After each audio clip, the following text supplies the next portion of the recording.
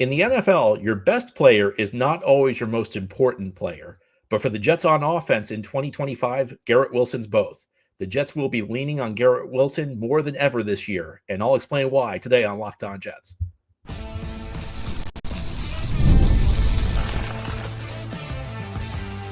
You are Locked On Jets, your daily New York Jets podcast. Part of the Locked On Podcast Network, your team every day. Welcome. This is the Locked On Jets podcast, part of the Locked On Podcast Network, your team every day. It is Thursday, June 5th, 2025, and I'm your host, John B. from GettingGreenNation.com. Thanking you so much for making the show your first listen or first watch every day. A big shout out to you everydayers. This is a daily podcast covering the New York Jets with new episodes each day through the week, Monday through Friday, and today's episode is brought to you by FanDuel. Right now, new customers can get $200 in bonus bets when your first $5 bet wins. Well, on today's show, we're going to talk about which starters are most important for the New York Jets on offense. I think when we analyze a unit like the offense or the defense, we frequently list who the best players are. But there's a subtle distinction and an important distinction between who the best players are and who the most critical players are. And a lot of this has to do with the amount of talent you have at each position. Let me give you an example. If you were going through the Cincinnati Bengals roster, Ja'Marr Chase is an elite level receiver. He's obviously a very important player for that team. But if something happened to Ja'Marr Chase, the Cincinnati Bengals would still have a pretty dynamic passing game because they'd still have Joe Burrow at quarterback. They'd still have a legitimate number one receiver in T. Higgins to go to. So while Ja'Marr Chase is obviously very important, the offense could still function without him. And on the New York Jets, I think there are certain starters. The offense would take a hit if they went down, but the offense would at least be able to register some reasonable imitation with the backup in there. So let's start by talking about the most important player on the offense. And to me, this is Garrett Wilson. And it's a bit of an odd thing to say for me. And I'll admit that, because if you've been listening to the show every day, we call you everydayers. This is a podcast. We have new episodes each day through the week, Monday through Friday. You've heard me talk a lot in recent weeks about how I think the Jets are really going to lean into the run game this year. And a lot of that has to do with the personnel. The Jets have a pretty strong backfield. We're going to talk about the running back situation in a little bit. And they also have a quarterback in Justin Fields, who is one of the most talented rushing quarterbacks in the league, and a quarterback who's been an inconsistent passer. I want to make sure I have the right phrase for Fields, because I don't think he's been bad. I think he's been inconsistent. I think he's still a work in progress as a passer. So this is going to be a Jets team that likely will be a heavily run-based offense. I've said that I think the magic number for the Jets on offense this year is 2,600 rushing yards, because that would probably put them in the top 3 or 4 in the league. If this offense is going to work, then they're going to need to run the ball very effectively. But it doesn't matter how much you run the ball. You still have to be able to throw it effectively. And I think Garrett Wilson is going to be once again in the top 5 in targets in this league, because there aren't really many other places to go with the football, especially at the wide receiver position. I do think Breece Hall is going to see an increase in targets. I think you'll see a Breece Hall target share that resembles 2023 much more than 2024. 2024, Breece's targets went down, but part of that was that the Jets had kind of a second number one receiver in Davante Adams for 3/4 of the season. Garrett Wilson and Adams were a really good 1-2 punch. Now, we can talk for days about the timing of the Adams trade. We could talk about the logic behind bringing in a player like Davante Adams. We can talk about whether it was a good idea for the Jets to give up a 3rd-round pick for 3/4 of a season of Adams. The answer to all these things would probably be no. But the Jets, on paper, at least for 3/4 of last season, had a very good 1-2 punch. And, Aaron Rodgers, we could also talk about whether Aaron Rodgers maybe, especially late in the season, over-targeted Adams. But the reality was, for the first time in Garrett Wilson's career, there was another receiver across from him who actually demanded respect. That was not true when Garrett was a rookie in 2022. It was not true in 2023, unless you think Allen Lazard was. It was finally true in 2024. In 2025, the cast of characters. I don't need to tell you the cast of characters, but I will tell you anyway. Josh Reynolds, a veteran who's had a couple of decent seasons, but a veteran on the wrong side of 30 who really did not do much last year on 2 teams. The aforementioned Allen Lazard, who is Allen Lazard. The less said about Allen Lazard, the better. You have a rookie in Arian Smith, who, by all accounts, is playing very well in OTAs, but that's just the first step. OTAs are OTAs. You have two young guys who have not impressed at this point in their career, Malachi Corley and Xavier Gibson. We could go deeper down the depth chart, but it's not just that like there's nobody who could take Garrett's spot if he got injured. It's that there's not even like a good number two option. And that means that you're going to have to funnel more targets to Garrett Wilson. And we've talked in recent weeks about how there's going to be a lot on Tanner Engstrand, the new offensive coordinator, to kind of put Garrett in situations where he's going to get free. And that means, deploying him a little bit creatively, using him a lot in the slot, figuring out how to get him in motion so that defenses have a tougher time keying on him. Because if you have Garrett Wilson as a defensive coordinator, if that's the guy you're facing, and then the guys behind Garrett Wilson are the list of guys I just mentioned, you're going to do everything in your power to try and take Garrett Wilson out of the game. Because if you take Garrett Wilson out of the game, Jets are going to have a tough time throwing the football effectively. So it's on Engstrand to, again, use Garrett Wilson, deploy him in a way that makes it tougher for a defense to key on him. But no matter what happens, Garrett's going to see a heavy share of targets. He was, he played with Justin Fields in college, so you'd hope that there's some chemistry they can go back to now that they're a quarterback wide receiver tandem in the NFL. And look, no matter how much you key on a receiver like Garrett Wilson, he's going to get numbers. You always say, whenever the Jets are playing a tough receiver, I'll hear people say double team him. And look, double teaming is a good strategy, but double teaming has weaknesses. And one of the weaknesses is that a double team typically means a corner takes a receiver for the first part of the route, and then he passes him off to another guy for a second part of the route. And during that transition, bad things can happen, especially with a savvy route runner like Garrett Wilson. The other aspect of this is usually a double team means at some point a safety takes, or less often, but still occasionally, a linebacker becomes the second guy who covers him. And then you have kind of a mismatch. You have a deep matchup you don't want as a defense. That's what sometimes with double coverage gets you. So Garrett Wilson's going to be able to get his numbers. And he's going to need to get his numbers because there just aren't many other places the Jets can go in the passing game. When I say the Jets are going to really lean into the run game, that doesn't mean that that we're going to be playing wishbone football. I think that there are a couple different ways you build an offense in the NFL. One is you just spread the old spread them and shred them mentality, where you just spread the field, put your quarterback in the shotgun 50 times a game and let him fire all over the field. The second is, kind of playing more of a power run game. And the power run game is a means to an end because you have to throw the football effectively. The first method I talked about is self-explanatory, how it helps the passing game.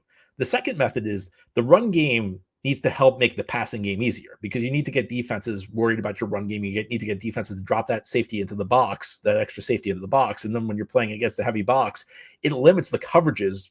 You can't really disguise coverages as much as we have that many guys to the line of scrimmage playing the run. It makes it easier to operate. So Garrett Wilson, the guy who has to step, who has to and will step up. I have very little doubt about Garrett Wilson. And he's critical because there just really is nobody else. If anything happened to Garrett Wilson, I don't know how the Jets could move the ball through the air. And even when he's in the lineup, he's going to have to take on a supersized role. And I think Garrett Wilson will be happy with that because we know late last season, Garrett was not entirely thrilled with the lack of targets he got, especially at the expense of Devontae Adams. But that's gone. Now Garrett Wilson's going to be the go-to guy, and he's got to be the go-to guy on offense. There are other positions where the Jets are better equipped to handle, not having their top guy. Wide receiver is the spot where they have to have their top guy. Now, during the Locked On Jets podcast, we'll turn our attention to a couple positions where it would not be ideal for the Jets to lose their top guy, but the damage would be mitigated. And part of this is just like the starters not all that great to begin with. And we'll dive into that deeper as we continue here on this Thursday edition of Locked On Jets.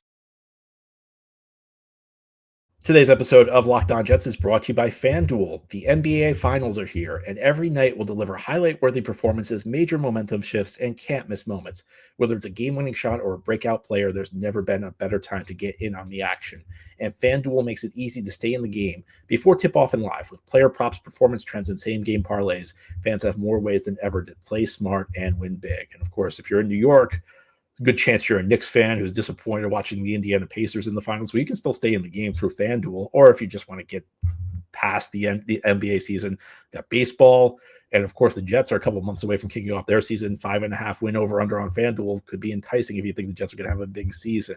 Are you new to FanDuel? It's the perfect time to sign up. Head to FanDuel.com and place your first $5 bet. And if it wins, you'll get $200 in bonus bets. Make every moment more with FanDuel, official sports betting partner of the NBA.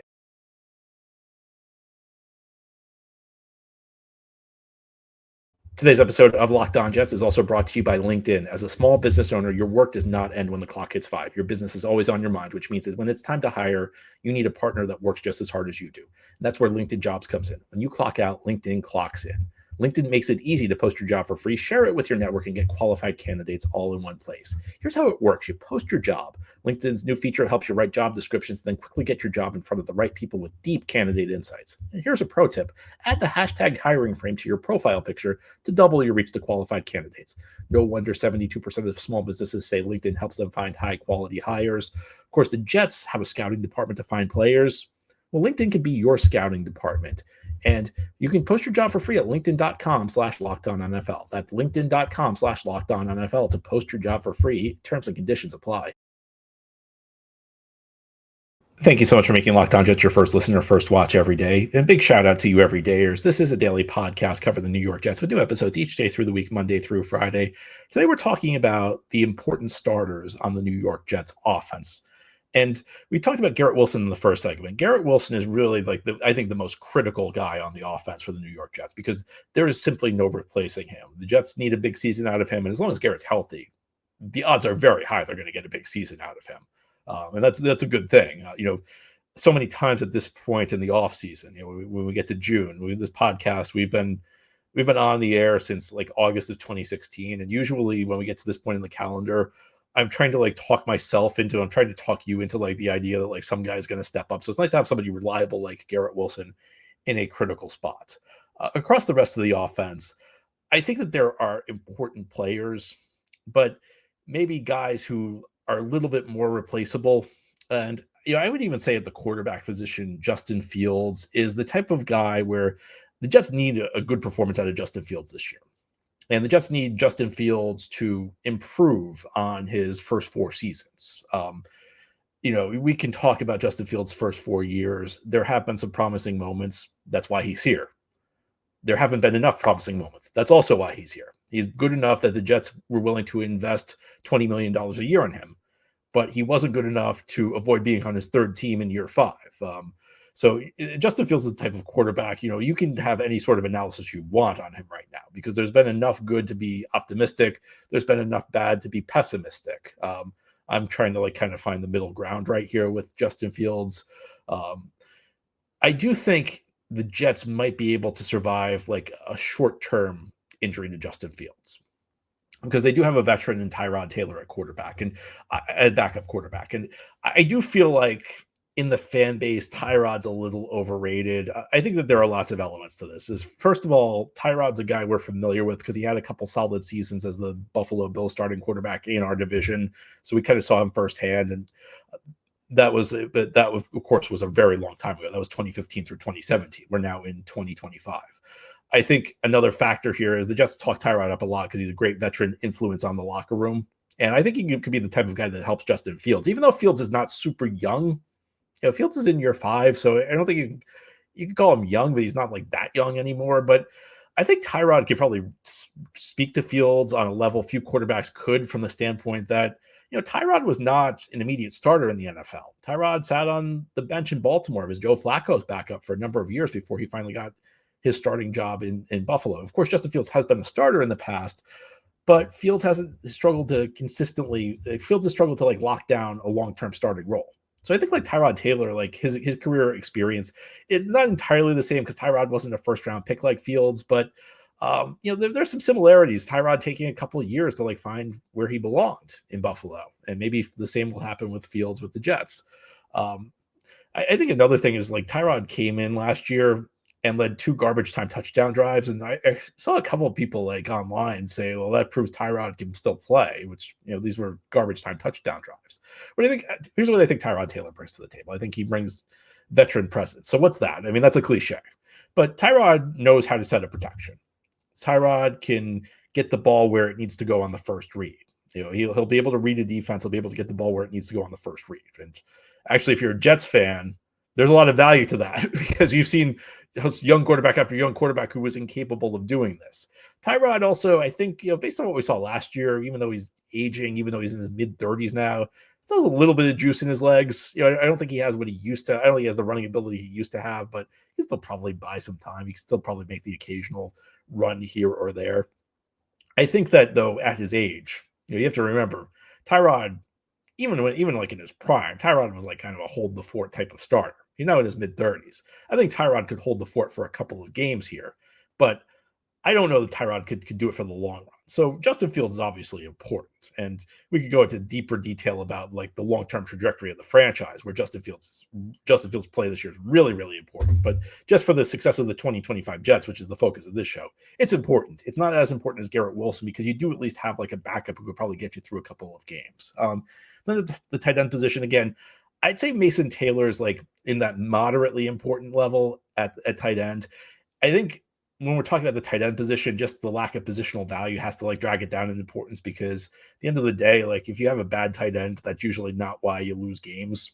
A good tight end like can really help your offense, but no team's ever lost bad games. No team's ever lost games because the tight end wasn't good enough, at least relative to other positions.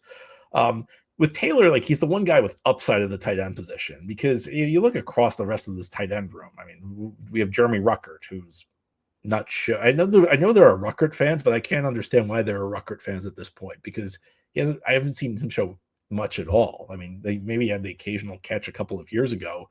Maybe he throws the occasional good block, but he's not been a consistent player whatsoever. Then you have guys like Zach Kuntz, who we can hope that maybe he can channel some of that athleticism.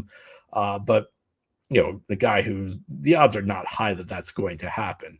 So Taylor's like the guy that like brings you upside. Taylor's the one guy in the tight end room who could legitimately be a good player. But at this point, he's a projection. And as I've said a couple times on the show recently, I think you got to keep your expectations in check for year one. I think you can be very high on Mason Taylor in the long run because I do think that there is a lot of potential athletically, especially like a guy that big, usually doesn't change directions all that well. And Taylor's very smooth, like breaking left or breaking right. That was one thing that really popped out to me with his college film at LSU. But year one, tight ends usually don't dominate. The Brock Bowers season last year is pretty uncommon. And I think Mason Taylor is a guy who has some work to do. I think his route tree at LSU was not particularly well advanced. I just think like it's going to take a little bit of time with Mason Taylor. I think he's also got to work on his blocking technique. The tools are all there for Mason Taylor to eventually be a quality starting tight end in this league. And it would be great if it happened year one. In fact, it would help solve some of the problems I mentioned in the first segment about the Jets lacking pass catching talent if he was able to be a plug and play quality starting tight end. But because I think it's going to take a little time. I can't put like Mason Taylor in like the absolute critical role, but because he's the one guy that has legitimate upside here. He's got to he is still pretty important because I would expect he's going to be the top tight end heading into the season. Now, here on the Locked On Jets podcast, we'll turn our attention to the spots where the Jets actually have pretty good depth. There are two spots where I feel pretty comfortable with what the Jets have as backups, and I'll talk about what they are and explain why I feel as we continue here on this Thursday edition of Locked On Jets.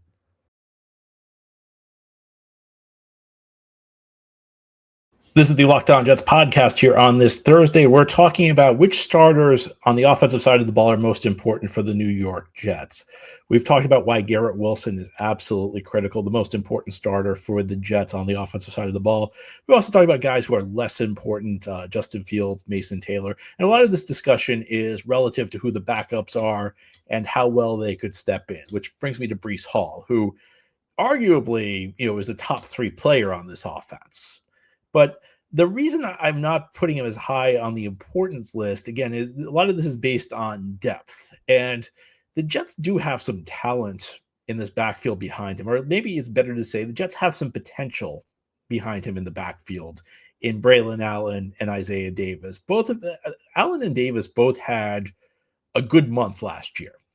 Allen's good month was in September, right off the bat at the start of the season. In fact, through the first 4 weeks or so of the season, there was a big school of thought that Allen should take over as the number one back for Hall. In fact, I was saying that myself. And to be fair, I wasn't saying that it should be a permanent thing, but I think through the first month of the season, Braelon Allen outplayed Breece Hall, and then Allen's progress kind of stopped, and he didn't really have many good games after that.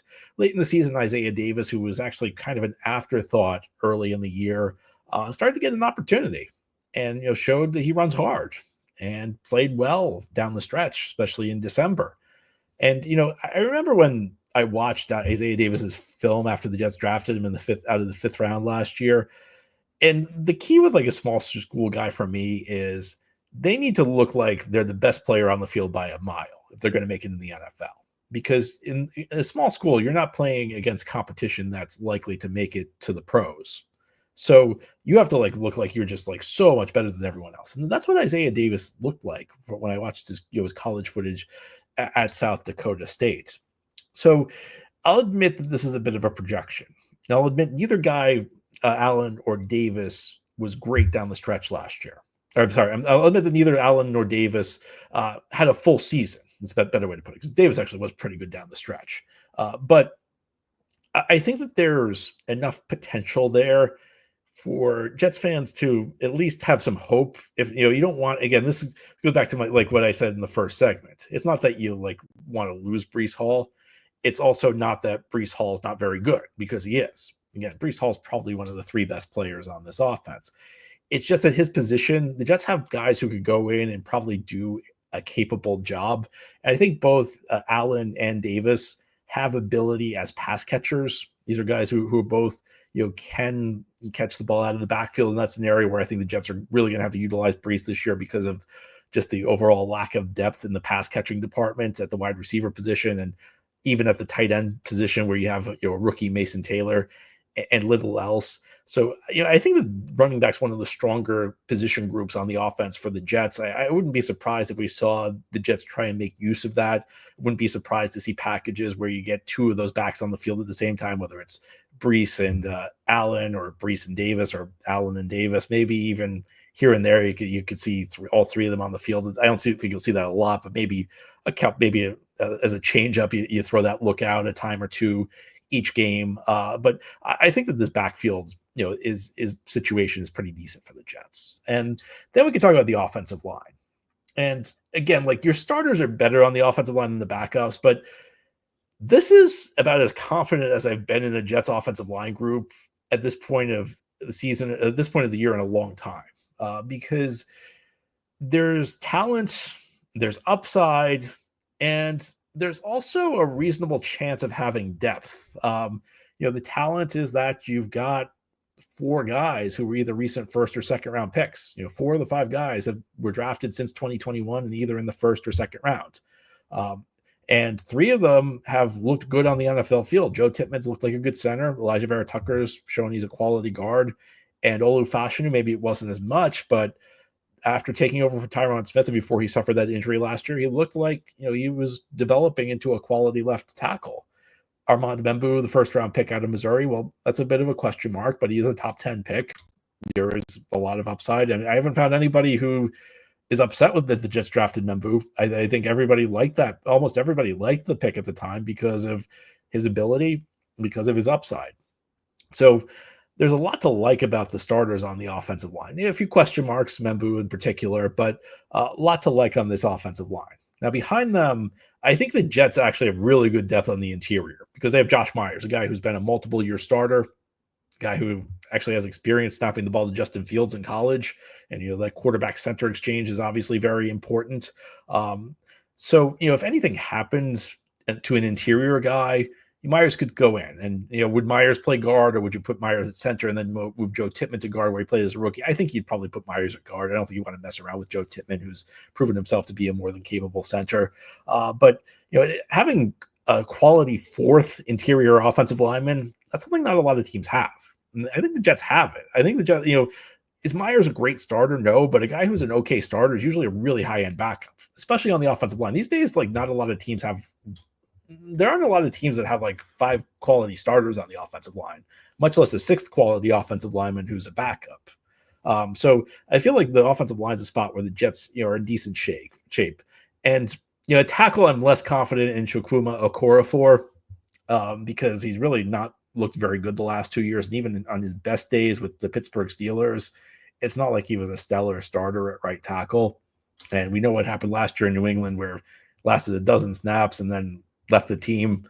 So, he's kind of a wild card. But what I will say is if you look across the league and you look at the number 3 tackle on most teams, usually you don't have a guy who's still in his 20s and has multiple years of starting experience. And in many cases, guys who weren't great starters are still quality backups. Now, with Okorafor, it's been a couple years since we've seen him play even halfway decent football. So I can't say I have a ton of confidence in him right now, but I'd say like relative to where I'm usually at with the Jets number 3 tackle, I'm probably at a higher level than I normally am. The only exception would be last year when they had Olu Fashanu backing up Tyron Smith and Morgan Moses. But other than that, I mean, there's really never been a point where I felt all that good about the Jets number 3 tackle. And I don't feel that good this year, but I will say, like, usually you don't have somebody who's at least been like a starter in the NFL for multiple years and has that under his belt. And at least in the past, even if it wasn't recent, has a track record of okay play. Again, like I'm not as confident at tackle with my backup as I am on the interior, but there's at least something there.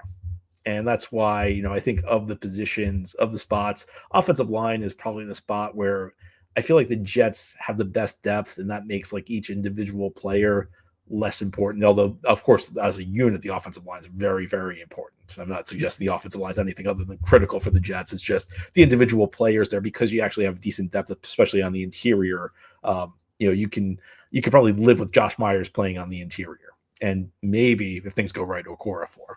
Anyway, that's all for today's episode. This has been the Locked On Jets podcast, part of the Locked On Podcast Network. Your team every day is our motto. As always, if you enjoy the show, hit the subscribe button where you're watching or listening so that you'll never miss an episode. If you enjoy the show and are listening on a podcast source, give it a 5-star review. And if you're watching on YouTube and enjoy the show, give this episode a big thumbs up. It helps us out and helps other Jets fans find the podcast. Enjoy your Thursday, everybody. We'll be back next time to talk more Jets.